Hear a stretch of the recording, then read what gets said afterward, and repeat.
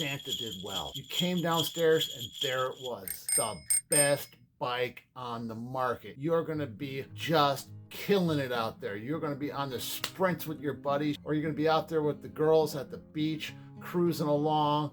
But did Santa do you a favor? Well, he did. He started you on your journey into the cycling or the triathlon world. He also did you a giant disfavor. Matter of fact, he did you 3 giant disfavors. Stay right here because I'm going to bring you some really great information.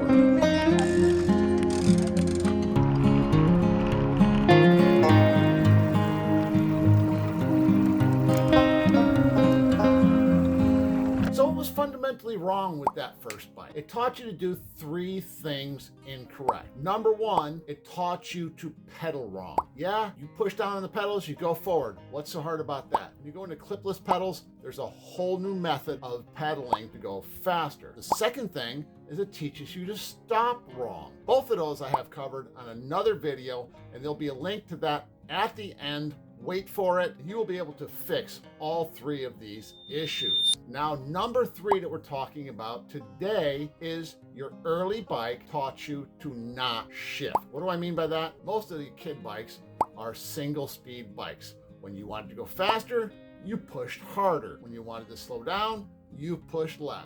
People ask me all the time, how many gears does my bike have? And I tell them 22. And they say, isn't that overkill? You'll never use 22 gears. How many do you actually use? And I tell them, I use 22 gears. When riding in the rolling hills, it's very important to use each gear and not try to power up and down the hills using your leg. That is a way to blow up your legs and cause you to not be able to run well off the bike. So as we saw in that clip, we as triathletes do not want to burn our legs up when we're riding our bikes. So we want to be able to shift our gears and use them instead of your legs for power. But how do I do that? How do I not burn my legs up when I'm trying to ride in a race up and down rolling hills? There's 4 different ways that we can measure how much energy we're putting out. I will rank them from worst to first. Number 1 is speed.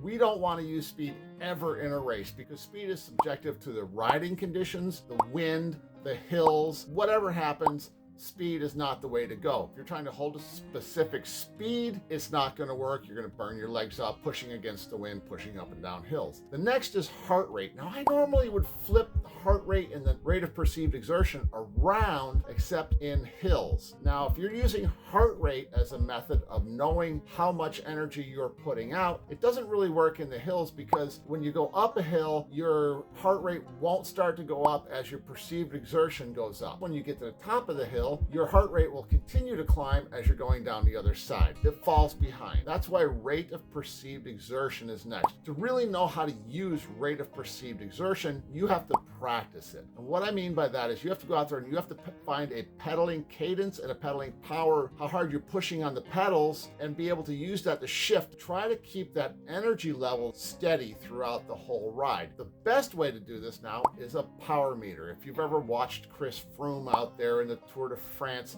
he's not caring anything about what's going on around him as he's climbing those hills. He's watching his power meter. He's shifting his gears and he's using his knowledge of what he's doing and how he's riding to be able to climb at best using the right amount of power. What do you do with the power meter? You have a shift point. I watch my power meter as I'm going uphill. I watch it, and as the power starts to go up where I'm having to push harder to keep up the pace, I downshift into an easier gear, easier gear, easier gear, easier gear as I'm climbing up the hill.